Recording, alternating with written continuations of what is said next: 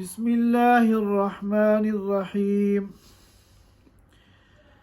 الحمد لله نحمده ونستعينه ونستغفره ونؤمن به ونتوكل عليه ونعوذ بالله من شرور أنفسنا ومن سيئات أعمالنا. من يهده الله فلا مضل له ومن يضلله فلا هادي له. ونشهد أن لا إله إلا الله وحده لا شريك له. ونشهد أن سيدنا وحبيبنا ومولانا محمدا عبده ورسوله صلى الله تعالى عليه وعلى آله وأصحابه وبارك وسلم تسليما كثيرا كثيرا. أما بعد فأعوذ بالله من الشيطان الرجيم. بسم الله الرحمن الرحيم. إذا الشمس كورت وإذا النجوم انكدرت وإذا الجبال سيرت وإذا العشار عطلت وإذا الوحوش حشرت وإذا البحار سجرت وإذا النفوس زوجت وإذا الموءودة سئلت بأي ذنب قتلت وإذا الصحف نشرت وإذا السماء كشطت وإذا الجحيم سعرت وإذا الجنة أزلفت علمت نفس ما أحضرت. صدق اللہ العظیم. حضرات سامعین کرام، آج ہماری گفتگو کا موضوع سورۃ التکویر کی تفسیر ہے. یہ سورۃ مبارکہ 29 آیتوں پر مشتمل ہے، جن میں سے ابتدائی 14 آیتوں کی میں نے آپ حضرات کے سامنے تلاوت کی ہے. ما بقیہ 15 آیتوں پر انشاءاللہ ہم اگلے ہفتے گفتگو کریں گے. یہ سورت مکیہ ہے اور اس سلسلے کی ایک حدیث میں نے آپ حضرات کے سامنے بیان کی تھی کہ اللہ کے رسول صلی اللہ علیہ وسلم نے فرمایا کہ جو قیامت کے مناظر کو اور قیامت کی ہولناکیوں کو کھلی آنکھوں سے دیکھنا چاہتا ہے، یعنی قیامت کے مناظر کا آنکھوں دیکھا مشاہدہ کرنا چاہتا ہے، تو اس کو چاہیے کہ وہ ان 3 صورتوں کی تلاوت کرے. نمبر 1 سورۃ التکویر، نمبر 2 سورۃ الانفطار، نمبر 3 سورۃ الانشقاق. کیونکہ ان 3 صورتوں میں اللہ تعالیٰ نے بہت تفصیل کے ساتھ قیامت کے مناظر کو بیان فرمایا ہے، اور خاص طور پر یہ جو سورۃ التکویر ہے، سب سے زیادہ تفصیل اور سب سے زیادہ ڈیٹیل جو ہے وہ اس سورت کے اندر پائی جاتی ہے. ہم تفسیر کو سمجھنے سے پہلے ایک مرتبہ ان آیتوں کا ترجمہ سن لیتے ہیں، تاکہ بعد میں پھر ان آیتوں کا مفہوم سمجھنا ہمارے لیے آسان ہو جائے. اللہ تعالیٰ فرماتے ہیں اِذَا الشَّمْسُ كُوِّرَتْ، جب سورج کو بے نور کر دیا جائے گا. ان آیات کے اندر جو بعض الفاظ ہیں ان کے کئی معنی ہیں، لیکن اگر میں ترجمے میں ہر معنی کو بیان کروں گا تو ترجمہ طویل بھی ہو جائے گا اور پھر سمجھنے میں بھی جو ہے دقت پیش آئے گی. اس لیے میں ان معانی میں سے صرف ایک معنی اور ایک مفہوم کے اعتبار سے ان آیات مبارکہ کا ترجمہ کروں گا۔ اذا الشمس کورت، جب سورج کو بے نور کر دیا جائے گا، سورج کی جو روشنی ہے اور سورج کی جو لائٹ ہے اس لائٹ کو ختم کر دیا جائے گا۔ وَإِذَا النُّجُومُ انْكَدَرَتْ، اور جب ستارے جھڑنے لگیں گے یعنی ٹوٹ ٹوٹ کر گرنے لگیں گے۔ وَإِذَا الْجِبَالُ سُيِّرَتْ، اور جب پہاڑوں کو چلا دیا جائے گا۔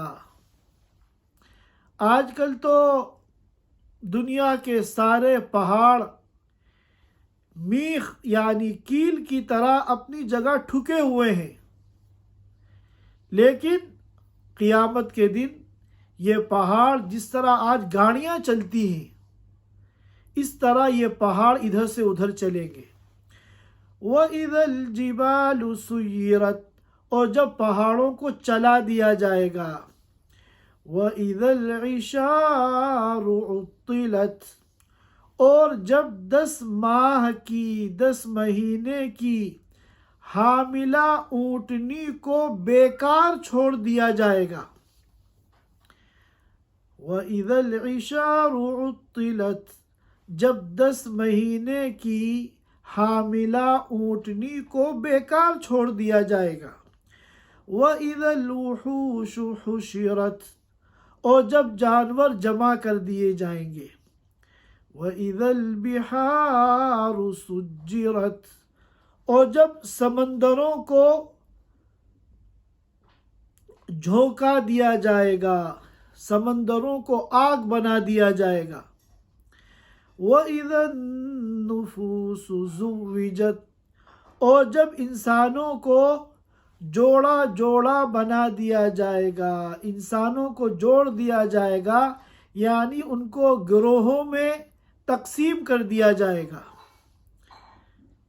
وَإِذَا الْمَوْءُودَةُ سُئِلَتْ بِأَيِّ ذَنبٍ قُتِلَتْ، اور جب زندہ دفن کی ہوئی بچی سے پوچھا جائے گا کہ کس جرم کی پاداش میں اس کو قتل کیا گیا۔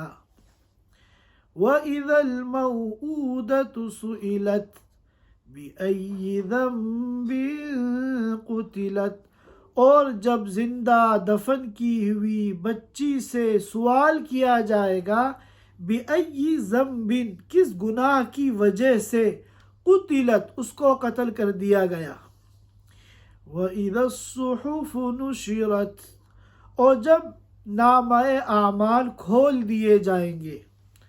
وَإِذَا السَّمَاءُ كُشِطَتْ، اور جب آسمان کو لپیٹ دیا جائے گا۔ وَإِذَا الْجَحِيمُ سُعِّرَتْ، اور جب جہنم کو دہکا دیا جائے گا۔ وَإِذَا الْجَنَّةُ أُزْلِفَتْ، اور جب جنت کو قریب کر دیا جائے گا۔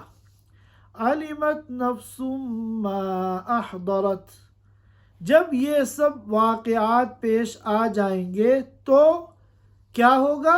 عَلِمَتْ نَفْسٌ مَّا أَحْضَرَتْ، ہر انسان جان لے گا کہ وہ کیا لے کر آیا ہے۔ اس سے پہلے سورۃ الانفطار میں عَلِمَتْ نَفْسٌ مَّا قَدَّمَتْ وَأَخَّرَتْ، اس آیت مبارکہ کا بھی یہی مفہوم تھا۔ اگر ہم ان آیات پر غور کریں تو کل 12 واقعات اور 12 ہولناکیاں ان آیات کے اندر بیان کی گئی ہیں،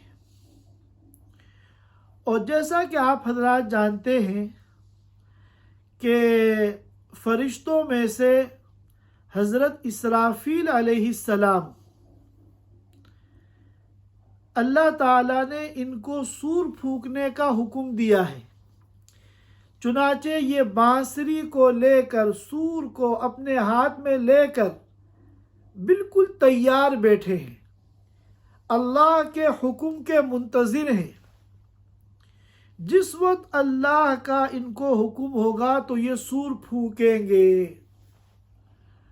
اور اس سور کی جو آواز ہوگی، اس بانسری میں پھونک مارنے کی وجہ سے جو آواز ہوگی، اس کی دہشت، اس کی وحشت اور اس کی شدت کی وجہ سے ساری کائنات تہس نہس ہو جائے گی۔ تو پہلی ان آیات میں جو 12 چیزیں بیان کی گئی ہیں، جب اسرافیل علیہ السلام پہلی مرتبہ سور پھونکیں گے تو ان میں سے پہلی 6 باتیں پائی جائیں گی۔ پہلی جو 6 چیزیں ہیں وہ وجود میں آئیں گی، پھر اللہ کے حکم سے وہ دوبارہ سور پھونکیں گے تو مابقیہ جو 6 چیزیں ہیں وہ اس دوسری سور کے بعد وجود میں آئیں گی۔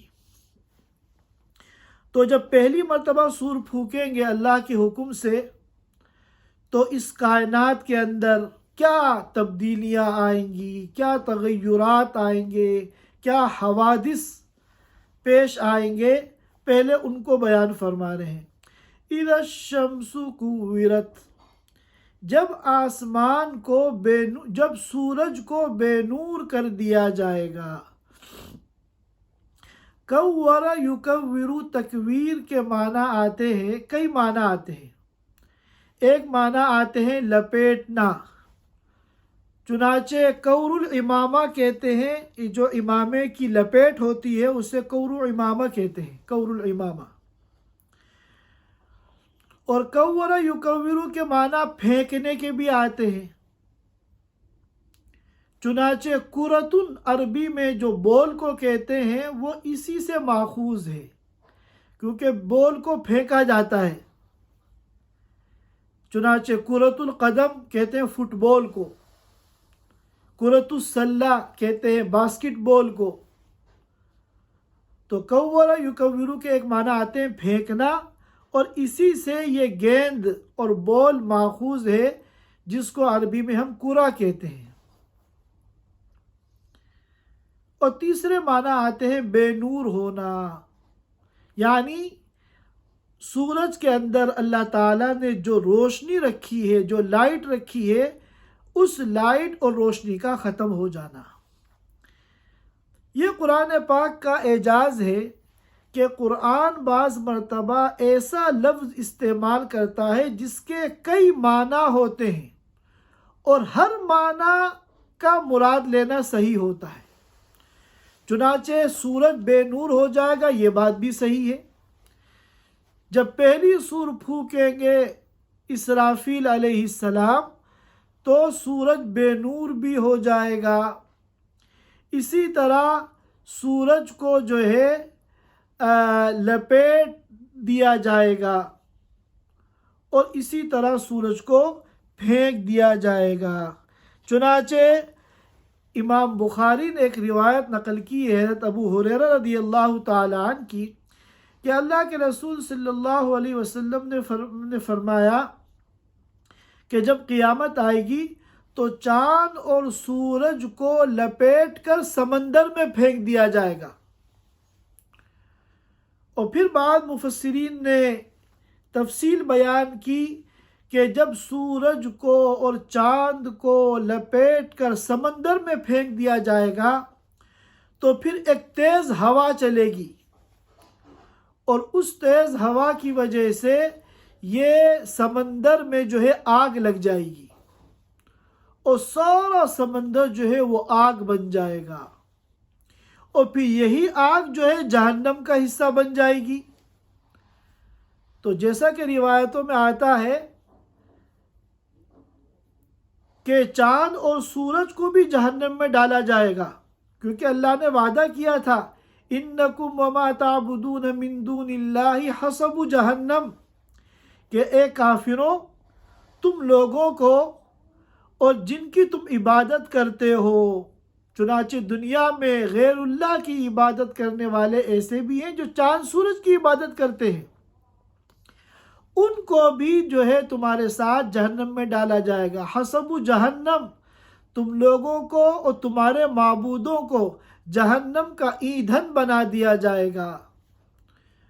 اور چاند اور سورج کا تو کوئی قصور نہیں ہے، ان کو جہنم میں اس لیے ڈالا جائے گا تاکہ جہنمیوں کو احساس ہو اپنی کم عقلی کا، اپنی نادانی کا، اپنی بے وقوفی کا، اپنی گمراہی کا، کہ دنیا کی زندگی میں مالک حقیقی کو چھوڑ کر جن چاند اور سورج کی ہم عبادت کرتے تھے وہ تو خود ہمارے ساتھ جہنم میں پڑے ہوئے ہیں یہاں پر.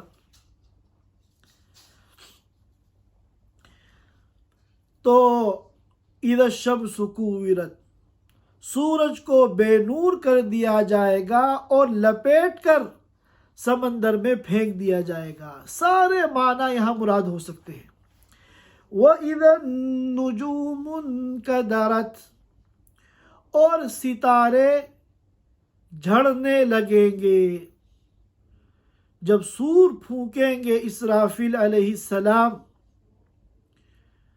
اور ان کی سور کی آواز کی دہشت سے یہ دھرتی کپ کپانے لگے گی اور ایک عظیم ترین زلزلہ آئے گا. ان زلزلۃ الساعۃ شیء عظیم. تو اس زلزلے کا اثر صرف دنیا ہی پہ نہیں ہوگا بلکہ ستارے جو ہے وہ بھی جھڑنے لگیں گے اور ٹوٹ ٹوٹ کر نیچے گرنے لگیں گے. وَإِذَا الْجِبَالُ سُيِّرَتْ، اور جب پہاڑوں کو چلا دیا جائے گا. آج کل تو پہاڑ اس طرح اپنی جگہ پہ جمے ہوئے ہیں کہ ساری دنیا کی طاقت مل کر اگر کسی ایک پہاڑ کو اپنی جگہ سے ایک بالش کھسکانا چاہے تو نہیں کھسکا سکتی. دنیا کی ساری ٹیکنالوجی اور دنیا کا سارا دماغ اور دنیا کی ساری سائنس فیل ہو جائے گی مگر کسی بڑے اور عظیم ترین پہاڑ کو ایک بالش اگر اپنی جگہ سے کھسکانا چاہے تو نہیں کھسکا سکتے. لیکن اس دن جب زلزلہ آئے گا اس دنیا میں تو یہی پہاڑ جو آج ٹس سے مس نہیں ہوتے اس طرح چلتے پھرتے نظر آئیں گے جس طرح آج سڑکوں پہ گاڑیاں چلتی پھرتی نظر آتی ہیں. اس کے بعد فرمایا وَإِذَا الْعِشَارُ عُطِّلَتْ، اور جب 10 مہینے کی گابھن یعنی حاملہ اونٹنیوں کو بیکار چھوڑ دیا جائے گا. اس آیت کو سمجھنے کے لیے ہمیں 1400 سال پیچھے جانا پڑے گا. 1400 سال پہلے جب دور نبوی تھا، جس دور میں قرآن کی یہ آیتیں نازل ہو رہی ہیں، اس دور میں اگر ہم غور کریں تو انسانوں کی جو سب سے قیمتی چیز ہوتی تھی، سب سے قیمتی انسانوں کی جو مایہ ہوتی تھی بلکہ سرمایہ ہوتا تھا وہ اونٹنی ہوتی تھی. یہ جو اونٹ اور اونٹنیاں ہیں یہی ان کی کل کائنات ہوتی تھی. اسی پہ وہ سفر کرتے تھے، یہی ان کے ہوائی جہاز ہیں، یہی ان کی لگژری گاڑیاں ہیں، یہی ان کی ٹرینیں اور بسیں اور ٹرانسپورٹ کے دیگر آلات ہیں، اور اسی کا وہ دودھ پیتے ہیں جو ان کا مشروب ہے. یہی ان کی چائے ہے، یہی ان کی نیسکافی ہے، یہی ان کے جوس ہیں، یہی دنیا جہان کے آج جو مشروبات ہیں وہ ان کی جگہ ان 1400 سال پہلے اہل عرب کے یہاں بس ایک ہی مشروب تھا اور وہ اونٹنی کا دودھ تھا، اور اس کے گوشت کو وہ شوق سے کھاتے تھے. پھر اونٹ اور اونٹنی میں بھی زیادہ جو قدر و قیمت والی چیز ہوتی تھی وہ اونٹنی ہوتی تھی. کیونکہ اونٹ جو ہے وہ تو صرف سواری کے کام آتا تھا، اور اونٹنی سے دودھ بھی ملتا تھا، بچے بھی ملتے تھے، تو اونٹنی کی جو ہے وہ بہت زیادہ اونٹنی کو اہمیت دیتے تھے۔ اور پھر اونٹنی بھی اگر حاملہ ہو، اور عام طور پہ 10 مہینے میں اونٹنی جو ہے بچہ جن دیتی تھی، تو اگر وہ حاملہ ہو اور 10واں مہینہ ہو تو اس وقت تو اونٹنی کا اتنا زیادہ اہل عرب خیال کرتے تھے کہ ہمیشہ اس اونٹنی کو صبح شام 24 گھنٹہ اپنی نگاہوں کے سامنے رکھتے تھے کہ ایسی کوئی بے احتیاطی نہ ہو جائے، گر جائے، پڑ جائے کہ اس کا حمل ضائع ہو جائے۔ وہ اس کا اتنا خیال کرتے تھے کہ اپنی ذات سے، اپنے بیوی بچوں سے زیادہ اس اونٹنی کا خیال کیا جاتا تھا، اور اس کو 24 گھنٹہ نگاہوں کے سامنے رکھا جاتا تھا، اس کی کیئر کی جاتی تھی۔ تو قیامت جب آئے گی اور اس دنیا میں زلزلہ آئے گا تو ایسی نفسی نفسی کا عالم ہوگا، ایسی تباہی پھیل جائے گی کہ وَإِذَا الْعِشَارُ عُطِّلَتْ، کہ 10 ماہ کی گابھن اونٹنیاں جو ہر وقت نگاہوں کے سامنے رہتی ہیں، جن کی فل کیئر کی جاتی ہے، وہ بھی کیا ہوں گی؟ عُطِّلَتْ، بیکار چھوڑ دی جائیں گی، کوئی ان کو پوچھنے والا نہیں ہوگا۔ وَإِذَا الْوُحُوشُ حُشِرَتْ،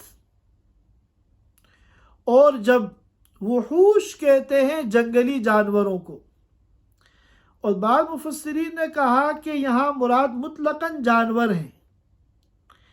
اس آیت مبارکہ کے 2 مطلب بیان کیے گئے ہیں۔ ایک مطلب تو یہ ہے کہ پوری دنیا کے اندر ایسی تباہی پھیلے گی اور ایسا وحشتناک، دہشتناک اور خوف کا ماحول ہوگا کہ سارے جانور مارے دہشت کے ایک جگہ جمع ہو جائیں گے۔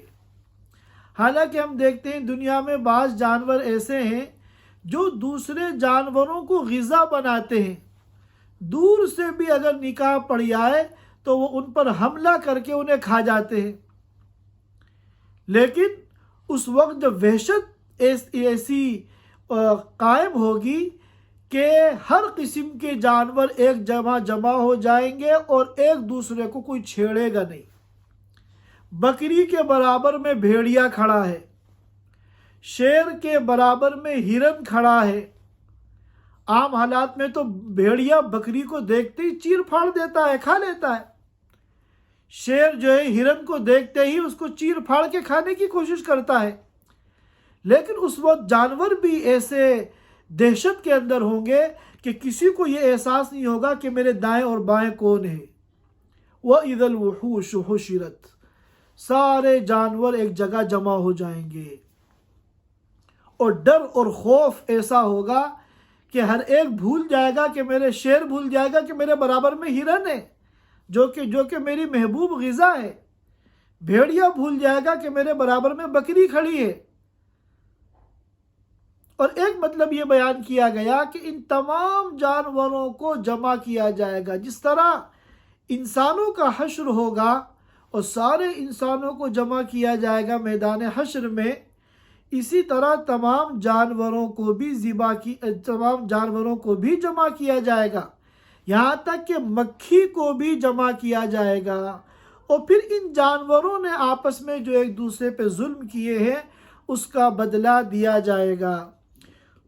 چنانچہ جیسا کہ حدیث میں آتا ہے کہ ایک سینگ والی بکری نے بغیر سینگ والی بکری کو اس دنیا کے اندر اگر مارا ہوگا تو قیامت کے دن اس بغیر سینگ والی بکری کے سینگ لگائے جائیں گے اور بدلہ اس کو دلایا جائے گا۔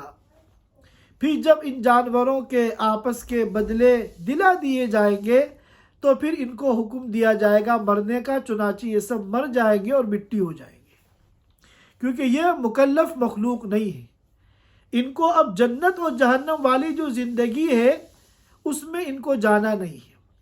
مکلف جو مخلوق ہیں جن کو جنت میں یا جہنم میں جانا ہے اور ہمیشہ ہمیش باقی رہنا ہے، وہ تو صرف انسان ہیں اور جنات ہیں۔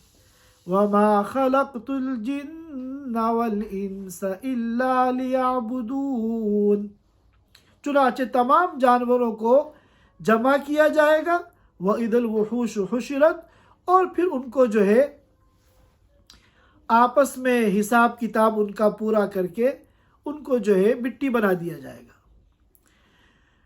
وَإِذَا الْبِحَارُ سُجِّرَتْ، اور جب سمندروں کو دہکایا جائے گا، سمندروں کے اندر آگ لگائی جائے گی، جیسا کہ روایتوں سے معلوم ہوتا ہے کہ چاند اور سورج کو سمندر میں پھینک دیا جائے گا اور پھر ایک تیز ہوا چلے گی جس سے سمندر کے اندر آگ لگ جائے گی، اور سارا سمندر جو اپنے اپنے حدود کو توڑ کر بہہ جائیں گے اور سارا سمندر مل کر ایک ہو جائے گا، اس میں پھر آگ لگے گی، اور پھر یہ آگ اتنی وحشت ناک ہوگی اور اتنی سخت ہوگی کہ بعد میں پھر یہی جو ہے جہنم کا حصہ بن جائے گی۔ وَإِذَا النُّفُوسُ زُوِّجَتْ، اور جب انسانوں کے جوڑے بنا دیے جائیں گے، یعنی ان کی ٹولیاں، گروہ بنا دیے جائیں گے، کفار کا گروہ الگ، منافقین کا گروہ الگ، ایمان والوں کا گروہ الگ۔ پھر حضرت عمر بن خطاب رضی اللہ تعالیٰ عنہ کا ارشاد ہے کہ ان ایمان والوں میں اور کفار میں اعمال کے اعتبار سے پھر الگ الگ گروپ بنائے جائیں گے۔ چنانچہ جی ادھر سے ہوا تھا نا، ادھر سے ڈالتا ہے، ادھر سے ہوا تھا نا۔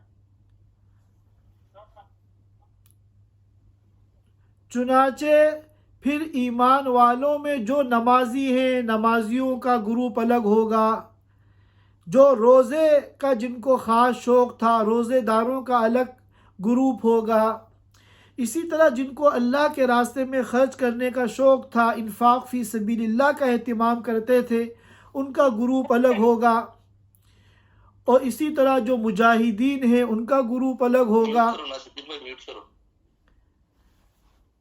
اور اسی طرح جو کفار ہیں ان کے بھی الگ الگ گروپ بنیں گے ان کے اعمال اور گناہوں کے اعتبار سے۔ چنانچہ جو دنیا میں شراب پیتے تھے، شرابیوں کا الگ گروپ ہوگا، جو زنا کی لعنت میں مبتلا تھے، زانیوں کا الگ گروپ ہوگا، جو ناچ گانے والے ہیں ان کا الگ گروپ ہوگا، جو دنیا میں چوری اور ڈکیتی کرتے تھے، چوروں اور ڈکیتوں کا الگ گروپ ہوگا۔ تو اس طرح اعمال کے اعتبار سے سب کی الگ الگ ٹولیاں بن جائیں گی، گروپ بنا دیے جائیں گے۔ وَإِذَا النُّفُوسُ زُوِّجَتْ، اور اس کے بعد وَإِذَا الْمَوْءُودَةُ سُئِلَتْ بِأَيِّ ذَنبٍ قُتِلَتْ، جب زندہ دفن کی گئی بچی سے پوچھا جائے گا کہ کس جرم کی وجہ سے اس کو قتل کیا گیا۔ یہ آپ حضرات جانتے ہیں کہ اللہ کے رسول صلی اللہ علیہ وسلم نے عرب کے جس معاشرے میں آنکھیں کھولی اور آپ کی آمد ہوئی وہ جاہلیت کا زمانہ تھا، اور ایسی ایسی جاہلیت کی رسومات اور عادات ان کی زندگی کا حصہ تھی کہ ان کو بیان کرتے ہوئے بھی شرم آتی ہے۔ چنانچہ ان بری عادتوں میں ایک بہت بری عادت ان کی یہ تھی کہ وہ اگر ان کے گھر میں بچہ پیدا ہوتا تھا تو بیٹوں کا تو بڑا اعزاز کیا جاتا تھا، فخر کیا جاتا تھا، اور اس کو بچے کی، بیٹے کی پیدائش کو اپنی عزت کا اور فخر کا ذریعہ سمجھا جاتا تھا۔ لیکن اگر بیٹی پیدا ہو گئی تو اس کو وہ عار سمجھتے تھے، اس کو وہ اپنی ذلت سمجھتے تھے، اور بیٹی کو پیدا ہونے کے بعد زندہ دفن کر دیتے تھے۔ چنانچہ روایتوں میں آتا ہے کہ جب پیدائش کا وقت آتا تو قابلہ جو دائی ہوتی تھی، نرس، وہ پہلے سے گڈھا کھود کے رکھتی تھی۔ اب ظاہر ہے کہ اس زمانے میں الٹرا ساؤنڈ تو نہیں تھے کہ پہلے سے پتہ چل جائے، تو پیدائش کے بعد اگر بیٹا ہوتا تب تو بڑی خوشیاں منائی جاتی، سیلیبریٹ کیا جاتا، جشن منائے جاتے، لیکن اگر بیٹی پیدا ہوتی تو اس کو اسی وقت زندہ اس گڈھے میں دفن کر کے اوپر سے مٹی ڈال دی جاتی۔ اور یہ ایسا ہی نہیں ہے، بلکہ بعد مرتبہ بچیاں بڑی ہو جاتی تھی، بڑے ہونے کے بعد بھی ان کو زندہ دفن کیا جاتا تھا، اور اس کی وجہ وہ یہ سمجھتے تھے اپنی جاہلیت کی بنیاد پر کہ بیٹی ہوگی تو ہمارے خرچے بڑھیں گے، یا اس کی شادی کرنی پڑے گی، ہمیں کسی کا سسر بننا پڑے گا، اس کو وہ اپنی ذلت سمجھتے تھے۔ یا اسی طرح دشمن نے حملہ کر دیا اور وہ پکڑ کے اس کو لے گیا تو وہ باندی بنا لے گا، اس ڈر سے وہ بیٹیوں کو جو ہے پسند نہیں کرتے تھے، اور اس کو ذلت اور رسوائی کا ذریعہ سمجھتے تھے، اور اس کو جو ہے کوشش یہ کرتے تھے کہ پیدا ہونے کے بعد جتنا جلدی ہو سکے اس سے پیچھا چھڑا لیا جائے۔ چنانچہ اس کو دفن کر دیا کرتے تھے، زندہ اپنی بیٹی کو، اپنی بچی کو وہ دفن کر دیا کرتے تھے۔ مسند بزار اور طبرانی میں یہ روایت منقول ہے کہ قیس بن عاصم رضی اللہ تعالیٰ عنہ، صحابہ کرام جنہوں نے جاہلیت کا زمانہ بھی پایا اور جاہلیت سے متاثر ہو کر ایسے بہت سے کام کیے زمانہ جاہلیت میں، تو اسلام لانے کے بعد ان کو بہت افسوس ہوتا تھا کہ آخر ہم جہالت کی کس اندھیرے میں، کس تاریکی میں تھے۔ تو چنانچہ مسند بزار میں اور طبرانی میں یہ روایت منقول ہے کہ قیس بن عاصم رضی اللہ تعالیٰ عنہ اللہ کے رسول صلی اللہ علیہ وسلم کی خدمت میں حاضر ہوئے، اور انہوں نے بڑے درد کے ساتھ اللہ کے رسول کو بتایا کہ میں نے اپنے ان ہاتھوں سے اپنی 8 زندہ بیٹیوں کو دفن کیا ہے۔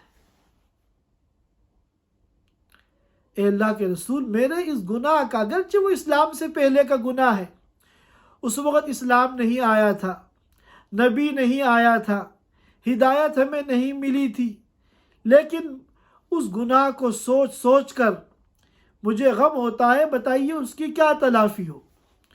تو آپ صلی اللہ علیہ وسلم نے فرمایا کہ تم ایسا کرو کہ 8 غلام آزاد کر دو، ہر بیٹی کے بدلے میں 1 غلام آزاد کر دو۔ انہوں نے کہا کہ میرے پاس تو غلام نہیں ہے، میں تو اونٹوں والا ہوں، اونٹ البتہ میرے پاس ہے۔ تو آپ نے فرمایا کہ ٹھیک ہے، پھر ہر کیا کہتے ہیں بیٹی کے بدلے میں 1 اونٹ یا اونٹنی کو جو ہے ذبح کر دو۔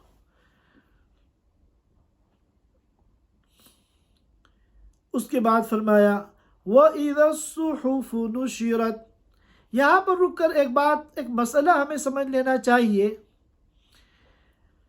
کہ آج کے دور میں اگر 4 مہینے کا حمل ہے تو 4تھے مہینے میں نطفے کے اندر جو ہے جان پڑ جاتی ہے۔ اب اگر 4 مہینے کا حمل ہو چکا ہے، 120 دن کے بعد کوئی اسقاط کراتا ہے تو یہ بھی قتل النفس میں داخل ہے، انسانی قتل ہے۔ البتہ 4 مہینے پورے ہونے سے پہلے چونکہ ابھی جان نہیں پڑی ہے، اگر کسی مجبوری کی وجہ سے، کسی صحت کے ایشو کی وجہ سے اس کو ساقط کرایا جاتا ہے تو اس کی شرائط و تفصیلات ہیں، لیکن اس کی گنجائش نکل سکتی ہے۔ اور اسی طرح بعض جو ایسی تدابیر کی جاتی ہیں جس سے حمل نہ ٹھہرے، اگر یہ بلا عذر ہے، بلا ضرورت ہے، تو اس کو بھی اللہ کے رسول صلی اللہ علیہ وسلم نے، جیسا کہ روایت میں آتا ہے مسلم شریف میں حزامہ بنت وہب کی روایت ہے کہ آپ صلی اللہ علیہ وسلم فرمایا کہ یہ بھی وعد الخفی ہے، یعنی یہ بھی زندہ درگور بچے کو زندہ درگور کرنے کی ایک قسم ہے۔ اس کے بعد فرمایا وَإِذَا الصُّحُفُ نُشِرَتْ، اور جب نامہ اعمال کھول دیے جائیں گے۔ دیکھیے جب تک انسان زندہ ہے اس کے نامہ اعمال کے اندر اس کے اعمال لکھے جا رہے ہیں، اور جب انسان مرتا ہے تو اس کے نامہ اعمال کی فائل بند کر دی جاتی ہے۔ پھر جب قیامت کا دن آئے گا تو وَنُخْرِجُ لَهُ يَوْمَ الْقِيَامَةِ كِتَابًا يَلْقَاهُ مَنْشُورًا، پھر ہر ایک کا نامہ اعمال کھول کر اس کے سامنے رکھ دیا جائے گا۔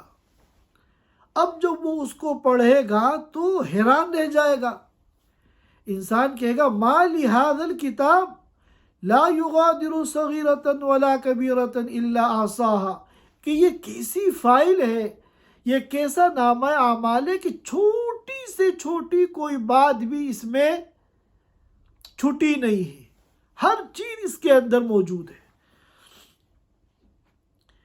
وَإِذَا السَّمَاءُ كُشِطَتْ، اور جب آسمان کا چھلکا اتار دیا جائے گا۔ یہاں بھی دو معنی ہے کشیطت کے، اس کے ایک معنی آتے ہیں جانور کی کھال اتارنا،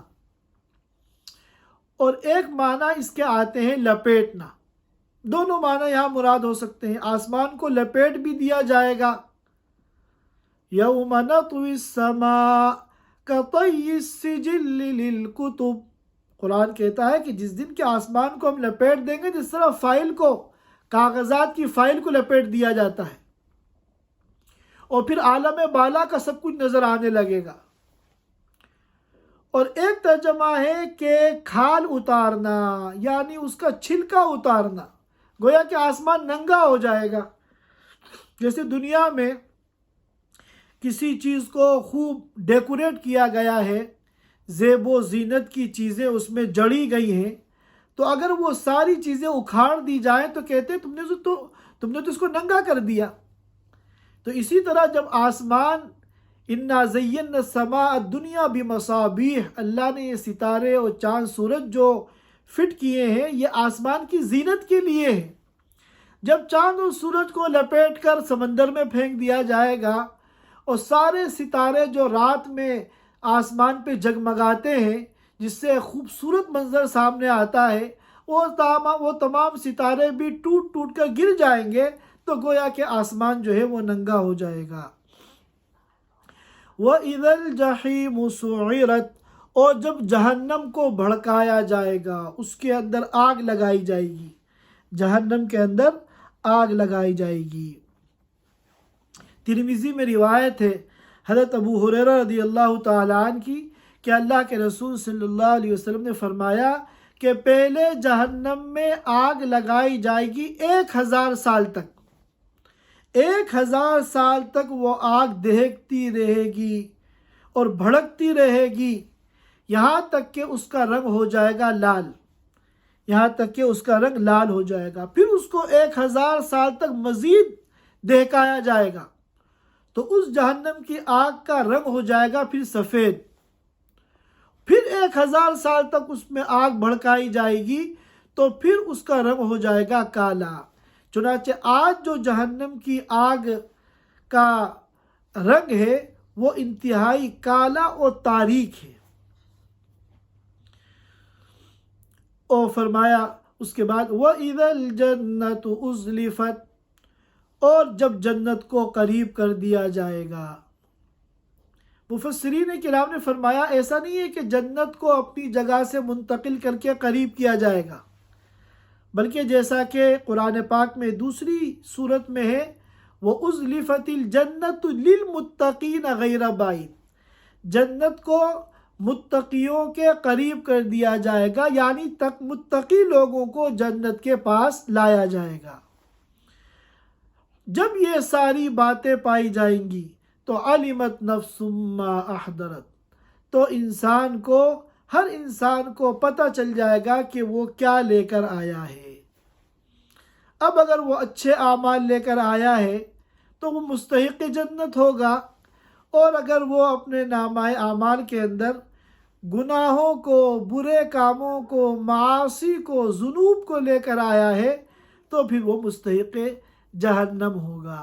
اللہ تعالی ہم سب کو اس دنیا کے اندر اللہ کی مرضی کے مطابق زندگی گزارنے کی اور آخرت کی صحیح معنی میں تیاری کرنے کی توفیق عطا فرمائے، اور آخرت کے تمام مراحل میں اور آخرت کے تمام امتحانات میں ہم سب کو سرخروئی اور کامیابی عطا فرمائے۔ وآخر دعوانا ان الحمد للہ رب العالمین۔ جزاک اللہ خیر مفتی صاحب، جزاک اللہ خیر، آمین۔ جزاک اللہ خیر۔ بارک اللہ فیکم۔ انشاءاللہ ابھی ہم لوگ سیشن میں آگے بڑھیں گے۔ میں عقیل بھائی سے ریکویسٹ کرتا ہوں کہ دعا کریں پلیز۔